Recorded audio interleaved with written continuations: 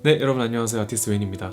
혹시 여러분들 카메라를 사놓고 스마트폰 카메라를 사용하고 계시진 않으세요? 아니면은 카메라를 쓰신다 하더라도 오토로만 놓고 사용을 하시고 계시진 않으세요? 그리고 오토로 놓고 찍어도 스마트폰이 더 잘 나오죠. 카메라가 가지고 있는 성능을요 90% 이상 쓰려면 이 카메라의 3요소에 대해서 알아야 해요. 그리고 오늘은 이 3요소에 대해서 얘기를 해볼까 해요. 카메라의 3요소에는요 셔터 스피드, ISO, 그리고 조리개 이렇게 세 가지가 있어요. 너무 깊게 다루면요 영상이 어려워질 수도 있고, 그리고 제일 중요하게 노잼이 될 수도 있어서 짧고 간단하게 하도록 하겠습니다. 자, 첫 번째는 셔터 스피드예요.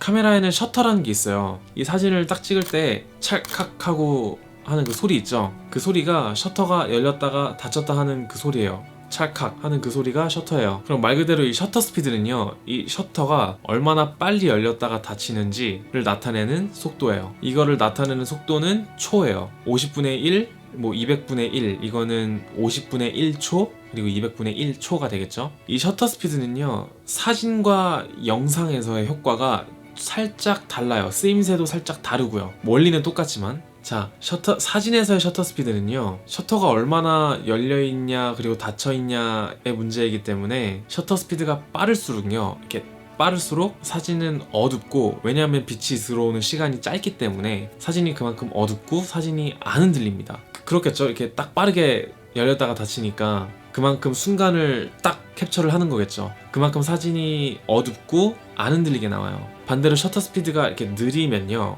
찰칵 느리면요 사진이 밝아요. 빛이 들어오는 시간이 길기 때문이겠죠. 그만큼 사진이 밝고요. 그렇지만 손으로 잡고 찍었을 때 이게 흔들릴 수 있는 확률이 높아져요. 왜냐면 그만큼 셔터가 오래 열려 있는 거기 때문에 앞에 뭔가 빠르게 딱 뭔가 움직이거나 하면은 그 물체가 좀 흔들려서 나와요. 혹은 내 손이 흔들리면은 이렇게 셔터 스피드가 오랫동안 열려 있을 때 그만큼 사진이 흔들리게 되겠죠. 자, 그렇지만 이거를 삼각대에다 고정을 시켜 놓고서 일부러 셔터 스피드를 굉장히 느리게 한 이 기법이 장노출 기법이에요. 장노출 기법은 이렇게 제가 방금 말씀드렸다시피 삼각대에다 카메라를 고정을 시켜 놓고 셔터 스피드를 10초, 15초, 20초 이렇게 길게 해놓는 기법을 장노출 기법이라고 하는데요. 이거를 우리가 보통 별 사진, 야간 사진, 풍경 사진 이렇게 찍을 때 많이 써요. 혹은 꼭 굳이 이런 상황이 아니더라도 사람들이 막 많이 지나다니는 밤에 그런 길거리 같은 데를 장노출로 찍으면 이런 예쁜 사진이 나오겠죠. 자동차와 사람들이 이렇게 막 지나다니는 그런 모션이 있는 사진이 나오겠죠. 영상에서의 셔터 스피드는요 더 간단해요. 제가 지난번 영상 프레임레이트 편 영상에서 말씀을 드렸다시피 영상에서의 셔터 스피드는요 말 그대로 프레임레이트 수의 곱하기 2 분의 1로 설정해 놓고 그냥 찍으면 돼요. 그러니까 사용하게 되는 셔터 스피드가 거의 정해져 있다고 보면 되는 거죠. 우리가 카메라를 쓰게 되면서 실질적으로 쓰게 되는 프레임레이트 24프레임, 30프레임, 60프레임, 그 다음 120프레임 이니까 셔터 스피드도 그에 맞게 50분의 1, 60분의 1, 125분의 1, 250분의 1 이 4개 이외의 셔터 스피드는요 쓸 일이 없습니다. 거의 없고요. 그냥 없다고 봐도 무방할 정도로 없어요. 그냥 더 쉽죠? 이 네 개만 기억하면 되죠. 쉽죠? 자, 그 다음은 ISO예요. ISO는 카메라를 만지시거나 사진 찍는 걸 좀 좋아하시는 분들은 한 번쯤 들어보셨을 거예요. 혹은 보셨거나. 이 ISO는요 빛의 민감도를 말해요. 카메라가 빛을 받는 이 민감한 정도를 말을 하는데, 이거는 셔터 스피드와 달리 사진과 영상 똑같이 적용이 돼요. ISO 값, 그 숫자가 올라가면 올라갈수록 카메라가 빛에 조금 더 민감하게 반응한다는 얘기이고요. ISO 값이 낮으면 낮을수록 빛의 반응이 조금 둔감하다는 뜻이에요. 자, 빛에 민감해지면 그만큼 같은 양의 빛을 쏴도 얘를 더 민감하게 반응하고 더 많이 받는다는 얘기니까 ISO 값이 올라가면 올라갈수록 사진이 더 밝아집니다. 반대로 ISO 값이 낮으면 낮을수록 그만큼 이미지는 어두워지고요.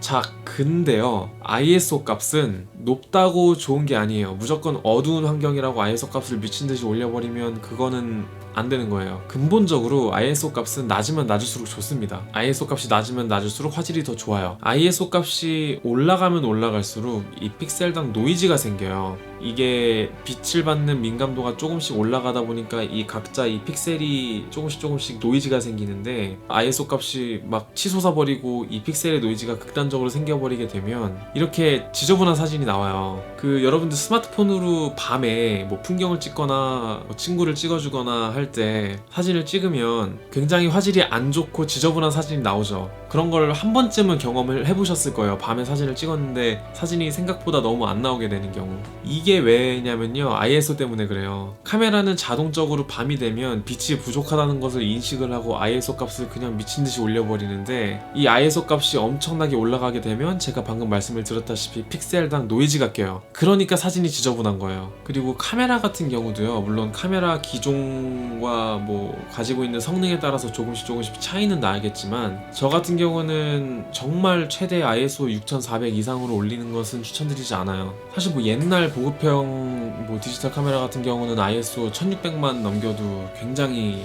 이미지가 지저분하거든요. 저 같은 경우는 영상을 찍을 때 ISO 800 이상은 잘 올리지 않아요. 정말 너무 빛이 없으면 1600까지도 올리긴 하는데, 뭐 거기서도 빛이 너무 부족하면 전 조명으로 채우는 편이고요. 그래서 결론은 베이스 ISO, 즉 100에서 400 정도, 그 사이 레인지가 저는 적당하다고 생각을 하고 가장 이상적인 ISO 값이 아닌가 생각을 해요. 자, 그 다음 마지막 조리개예요. 조리개가 뭐냐면요, 조리개는 이 렌즈에 달려있는 거예요. ISO와 셔터 스피드는 이 카메라 본체 바디에서의 정해지는 그런 거라면, 조리개 같은 경우는 렌즈에 달려있는 장치인데, 이 렌즈가 동그랗게 이렇게 있잖아요. 거기 안에 들어있는 빛의 양을 조절하는 장치예요. 이렇게 커졌다가 좁아졌다가 커졌다가 좁아졌다가 하는 장치를 조리개라고 합니다. 이렇게 생겼어요. 자, 이것도 쉽죠? 이게 조리개예요. 자, 조리개가 주는 효과도 굉장히 간단해요. 조리개가 이렇게 넓어지면 빛이 들어오는 양이 많아지겠죠. 그렇게 되면 사진이 이미지가 밝아지겠죠. 반대로 조리개가 이렇게 좁아지면 빛이 들어오는 양이 부족하면서 이미지가 어두워지겠죠. 자, 조리개는요, 이 세 가지 요소 다 이미지와 이미지의 밝기, 즉 노출과 관련이 있는데요. 조리개 같은 경우는 이 밝기도 조절이 되지만, 조리개가 넓어지면은 밝아지고 좁아지면 어두워지지만, 한 가지 효과를 더 주는 게 있어요. 그게 바로 여러분들이 좋아하는 아웃포커싱, 즉 보케예요. 조리개가 이렇게 넓어지면 넓어질수록요, 우리가 흔히 말하는 예쁜 아웃포커싱, 즉 보케를 줄 수가 있고요. 반대로 조리개가 이렇게 좁아지면 좁아질수록 초점이 맞는 구역이 넓어지면서 동시에 이미지가 어두워져요. 이 조리개 값의 단위는 F값으로 나타내고요. 이 F값이 숫자가 작으면 작을수록 이 조리개는 이렇게 넓은 거고요. 숫자가 커지면 커질수록 조리개는 이렇게 좁은 거예요. 그래서 F1.4 같은 경우는 이렇게 조리개가 넓고요. F22 같은 경우는 조리개가 이렇게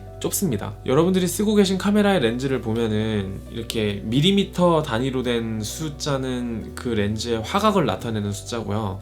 아마 대부분의 렌즈들이 그 옆에 다른 숫자가 이렇게 있을 거예요. 어떤 렌즈들은 뭐 1대 이렇게 비율을 나타내는 그 다시 1 이렇게 점점 그 다음에 있는 숫자가 조리개 값인 경우도 대부분이고요. 아니면은 그 화각 옆에 그냥 이렇게 숫자가 하나 있는 경우도 있는데, 그거를 보시고 본인이 가지고 계신 렌즈의 조리개 값이 어떤 것인지 파악을 하실 수 있을 거예요. 보통 카메라를 사면은 딸려오는 번들 렌즈 같은 경우가 캐논 185 렌즈로 예를 들어볼게요. 그 185 렌즈가 조리개 값이 3.5에서 5.6일 거예요. 3.5에서 5.6 가변 조리개인데, 이런 카메라를 보통 샀을 때 같이 오는 이런 번들 렌즈의 조리개 값으로는 우리가 흔히 말하는 예쁜 아웃포커싱, 보케 효과를 내기가 어려워요. F3.5, 5.6 정도의 조리개 값은 그렇게 예쁜 보케를 주기에 이상적인 조리개 값은 아니에요. 보통 F 한 2.8 정도의 값부터가 우리가 흔히 말하는 밝은 렌즈, 즉 이쁜 아웃포커싱과 보케를 줄 수 있는 렌즈라고 말을 해요. 자, 그만큼 밝은 렌즈는 비쌉니다. F값이 낮은 렌즈일수록 그만큼 비싸요. 자, 그래서 오늘은 결론은요, 이 세 가지 요소에 대해서 어느 정도 이해를 하신 후에 다시 카메라를 잡아보면 내가 생각하고 있는 그림을 표현을 하는데 조금 더 훨씬 더 수월할 거예요. 제가 카메라를 공부해보면서 알게 된 건데, 카메라는 그렇게 똑똑한 기계가 아니에요. 이게 저렴한 카메라일수록요, 이렇게 자동적인 기능들이 많이 들어가 있어요. 카메라가 알아서 해주는, 예를 들면 필터라든지 뭐 뽀샵이라든지 그런 것들이 많이 들어가 있어요. 그러니까 똑똑한 척 하는 거죠. 그런데요, 이게 비싼 카메라로 가면 갈수록 정말 카메라가 아무것도 안 해줘요. 그러니까 되는 거는 정말 많은데 카메라가 아무것도 안 해줘요. 그러니까 말 그대로 사용자가 전부 다 알아서 해야 되는 거예요. 그 안에 있는 많은 기능들을 너가 알아서 써 라는 느낌? 우리는 다 줬어, 네가 알아서 써